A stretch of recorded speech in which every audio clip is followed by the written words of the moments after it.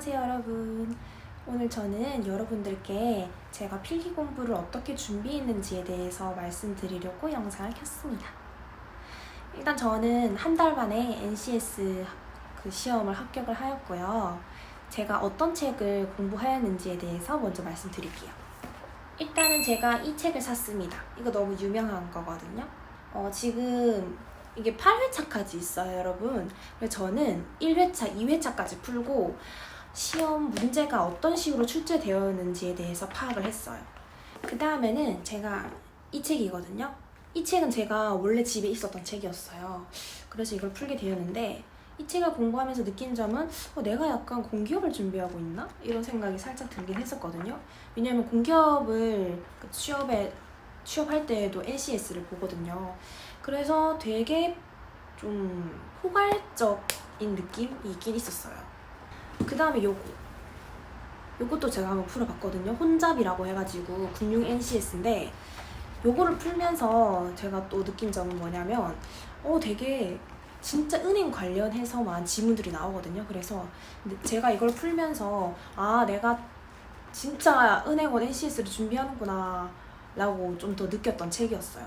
지문 자체가 은행에 관련해서 내가 필요한 지식들이 나오거든요.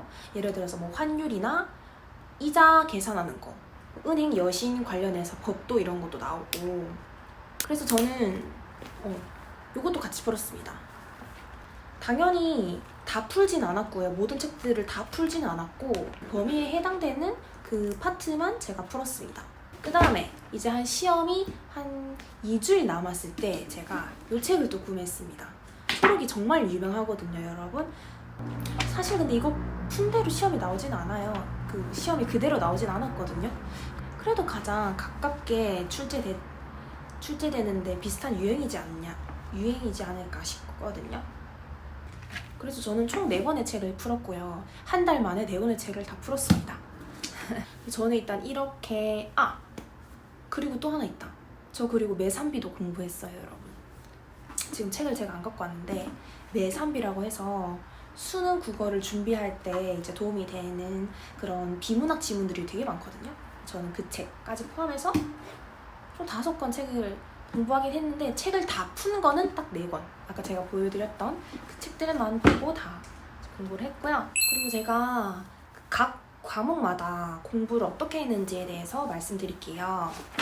일단은 의사소통이라고 해서 국어 문제예요 여러분. 국어는 제가 매산비라는 책을 통해서 그 다양한 비문학 지문들을 보고 제가 어떻게 그 글의 주제를 파악하고 좀 전략적으로 글의 독해력을 높일 수 있는지에 대해 더 초점을 맞췄거든요. 그래서 일단은 지문들을 많이 읽고 많이 푸는 연습, 이게 가장 중요한 것 같아요. 독해력을 늘리기 위해서는 문제를 많이 풀 수밖에 없었던 것 같습니다.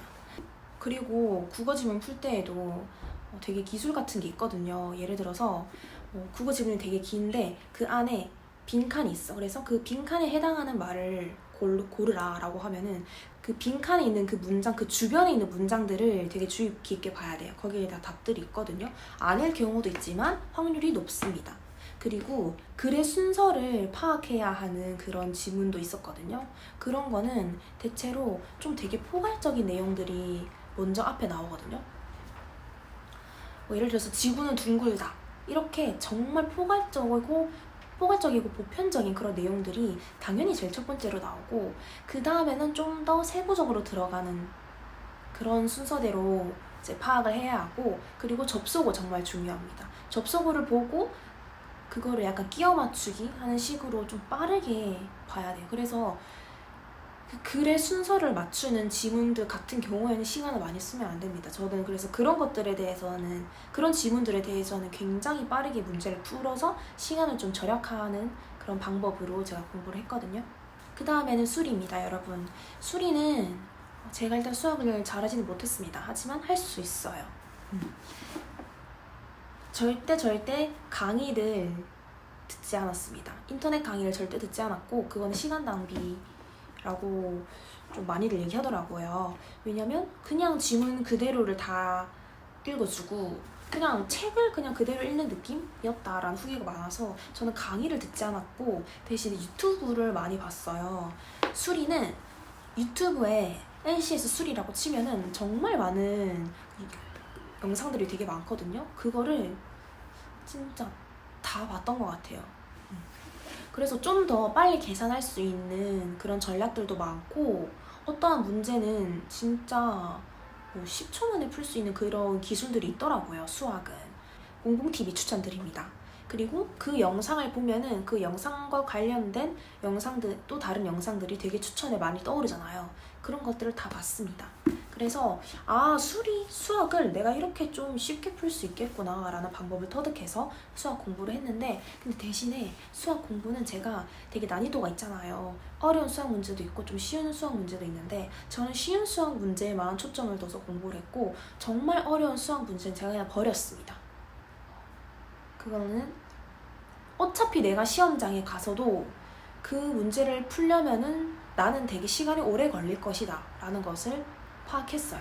그래서 저는 그렇게 어려운 수학 문제들은 버리고 쉬운 문제만 내가 가지고 가자 라는 식으로 공부를 했고요. 그 다음에 문제 해결력이 있어요, 여러분. 문제 해결력은 되게 사고력을 추구하는 문제들이 되게 많은데, 이것도 제가 유튜브를 통해서 많이 봤습니다. 해커스 유튜브도 많이 봤고, 이런 책들에 나오는 답지 있잖아요. 그 답지에 대한 그 설명이 굉장히 길거든요. 그래서 저는 그 답지대로 풀려고 하기보다 유튜브에서 설명해 주시는 좀 되게 빠르게 풀 수 있는 방법들을 알려주시거든요.